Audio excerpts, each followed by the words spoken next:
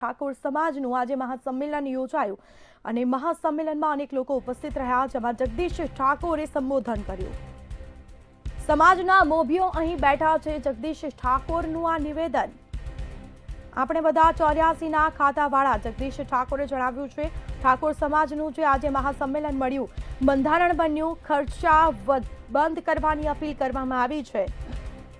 તો જે નાણાં બચ્યા તેને શિક્ષણમાં વાપરવા અપીલ કરી છે જગદીશ ઠાકોરે. આ નિવેદન સામે આવ્યું છે. સંબોધનમાં તેઓએ જણાવ્યું, ઠાકોર સમાજના સંમેલનમાં જગદીશ ઠાકોરે સંબોધન કર્યું છે.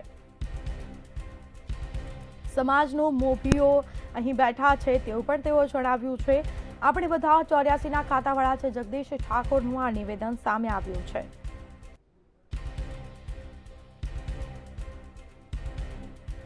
તો બંધારણ બન્યું, ખર્ચા બંધ કરવાની અપીલ કરી છે. જે નાણાં બચ્યા તેને શિક્ષણમાં વાપરવા અપીલ કરવામાં આવી છે.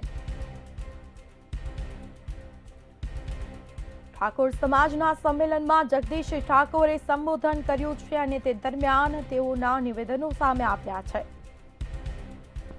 તો ઠાકોર સમાજનું આજે મહાસંમેલન મળ્યું હતું. તેઓએ અનેક નિવેદનો પણ આપ્યા. મને ખબર નથી આપણે બધા 84ના ખાતાવાળા છીએ કેશાજી. મને ખબર નથી આપણે બધા 84ના ખાતાવાળા છીએ કેશાજી. આ 84ના ખાતામાં માં સરસ્વતી ને લક્ષ્મી આવતા નથી. 2 જિલ્લાનું બંધારણ બન્યું છે. આખું ઉત્તર ગુજરાત ને મધ્ય ગુજરાત અહીં બેઠું છે.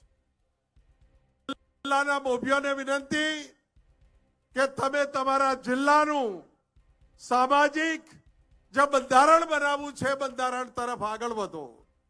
બનાસકાંઠાને પાટણથી આપણે બંધ નથી કરવાનું. સમગ્ર ગુજરાતને આપણે બંધારણ બનાવી અને સૂત્ર આપ્યું છે, એક સમાજ એક રિવાજ, એક સમાજ એક બંધારણનો નારો આપ્યો.